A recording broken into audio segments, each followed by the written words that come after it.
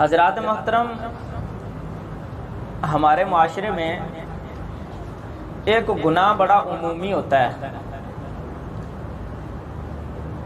بے نمازی بن جانا، نماز کو چھوڑ دینا۔ یہ تو نوجوانوں سے لے کے بوڑھوں تک ہر بندہ اس کی فکر ہی نہیں کر رہا۔ معاشرے کا تقریباً 95% افراد پر مشتمل معاشرہ 95% بے نمازی ہے۔ حالانکہ قرآن مقدس کا اگر مطالعہ کیا جائے نا تو قرآن مقدس نے اللہ کی توحید کے بعد جو سب سے بڑا درس دیا ہے نا، وہ بار بار یہی بات کی ہے، اقیم الصلاۃ، لوگوں نماز قائم کرنا۔ کہیں فرمایا فویل للمصلین الذین هم عن صلاتهم ساہون، جو نمازوں کے متعلق بھولے ہوئے ہیں، نمازوں کی فکر نہیں کرتے، ان کے لیے ہلاکت ہے۔ تو غرض اس طرح کی جو قرآن مقدس میں آیات ہیں، پیغام ہے، یہ بہت زیادہ ہے۔ آج ہم نے سیکھنا یہ ہے کہ بے نمازی کی اللہ پاک نے سزا کیا رکھی ہے۔ تو قرآن مقدس کی آیت سمجھنے سے پہلے نا ایک بات ذہن میں رکھنا کہ قرآن نے جہاں لفظ ذکر استعمال کیا ہے، کامل درجے میں دو چیزیں مراد ہیں وہاں۔ کامل درجے میں چھوٹے ذکر سبحان اللہ، الحمدللہ، اللہ اکبر، اس طرح نوافل، یہ بھی اس میں شامل ہیں، چھوٹے ذکر کے جو درجے ہیں۔ لیکن کامل درجے کا جو ذکر ہے نا، وہ دو چیزیں قرآن مقدس بیان کرتا ہے۔ پہلا، قرآن مقدس خود مراد ہوتا ہے ذکر سے۔ نمبر دو، ذکر سے مراد نماز ہوا کرتی ہے، اور یہ دونوں قرآن نے خود واضح کیا ہے۔ 14ویں پارے میں اللہ فرماتے ہیں اِنَّا نَحْنُ نَزَّلْنَا الذِّكْرَ وَإِنَّا لَهُ لَحَافِظُونَ، ہم نے ہی ذکر کو نازل کیا، یعنی قرآن۔ اب یہاں لفظ ذکر سے مراد قرآن ہے۔ اور 21ویں پارے کی پہلی آیت اللہ فرماتے ہیں اُتْلُ مَا أُوحِيَ إِلَيْكَ مِنَ الْكِتَابِ وَأَقِمِ الصَّلَاةَ إِنَّ الصَّلَاةَ تَنْهَىٰ عَنِ الْفَحْشَاءِ وَالْمُنكَرِ وَلَذِكْرُ اللَّهِ أَكْبَرُ۔ اب یہاں قرآن نے دو چیزیں بیان کی ہیں، ایک اُتْلُ مَا أُوحِيَ إِلَيْكَ مِنَ الْكِتَابِ، قرآن کا ذکر کیا، اور دوسرا نماز کا ذکر کیا، اور آخر میں نتیجے کے طور پر قرآن کہتا ہے وَلَذِكْرُ اللَّهِ أَكْبَرُ، اللہ کا ذکر ہی سب سے بڑا ہے۔ تو دو چیزیں بیان کر کے اللہ رب العزت کہہ رہا ہے اللہ کا ذکر ہی سب سے بڑا ہے، یعنی قرآن کی تلاوت کرنا، قرآن پہ عمل کرنا، اور نماز قائم کرنا، نماز کو بر وقت ادا کرنا، یہ اللہ کا سب سے بڑا ذکر ہے۔ تو اب یہ بات تو ذہن میں آ گئی نا کہ ذکر سے مراد قرآن مقدس کی روح سے کامل درجے میں ایک تو قرآن مراد ہے، نمبر دو نماز مراد ہے۔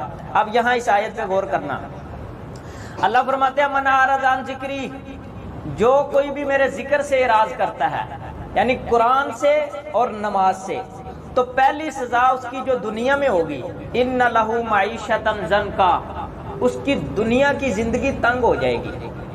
حضرات محترم، ہمارے معاشرے کے افراد ڈھونڈتے ہیں طریقے کہ کس طرح ہم کامیاب ہو جائیں، کس طرح ہم اپنے کاروبار میں آگے نکل جائیں، کس طرح ہم خوشحال ہو جائیں۔ قرآن تو کہتا ہے جو نماز سے اور قرآن سے دور ہے وہ تو خوشحال ہو ہی نہیں سکتا۔ اب ہمیں فکر کرنی چاہیے نا کہ ہم نماز پڑھیں تو خوشحال ہو جائیں، ہم قرآن مقدس پہ عمل کریں تو خوشحال ہو جائیں۔ دنیا کا کوئی طریقہ ڈھونڈ لو، اگر آپ قرآن پہ عمل نہیں کر رہے، نماز نہیں پڑھ رہے، تو آپ کبھی خوشحال نہیں ہو سکتے۔ گاڑیاں لے لو تب بھی خوشحال نہیں، کوٹھیاں لے لو تب بھی خوشحال نہیں، ڈالروں کی آپ پہ بارش ہو جائے تب بھی پریشانی آپ کا مقدر ہوگی، کیونکہ جب قرآن کہتا ہے ان لہ معیشۃ ضنکا، ایسا بندہ کبھی زندگی کے اندر خوشحال نہیں ہو سکتا، اس کی زندگی ہمیشہ تنگ ہی ہوگی۔ اور دوسری سزا نحشرہ یوم القیامت اعمی، جب قیامت کے دن قبر سے اٹھے گا نا تو اس وقت اندھا ہوگا، اس کو نظر نہیں آئے گا۔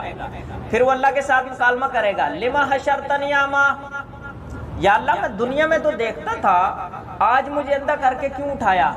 تو اللہ رب العزت پتہ کیا جواب دیں گے، کذالک اتتک آیاتنا فنسیتھا وکذالک اليوم تنسی، دنیا میں تیرے سامنے میری آیات آئیں، میرا قرآن آیا، میری آیات بینات تیرے سامنے بیان ہوتی رہیں، قرآن کے تو قریب نہیں آیا، نماز کے تو قریب نہیں آیا، تو ہمیں بھول گیا تھا، آج قیامت کے دن ہم تجھے بھول گئے، آج ہم تجھے یاد نہیں کرتے۔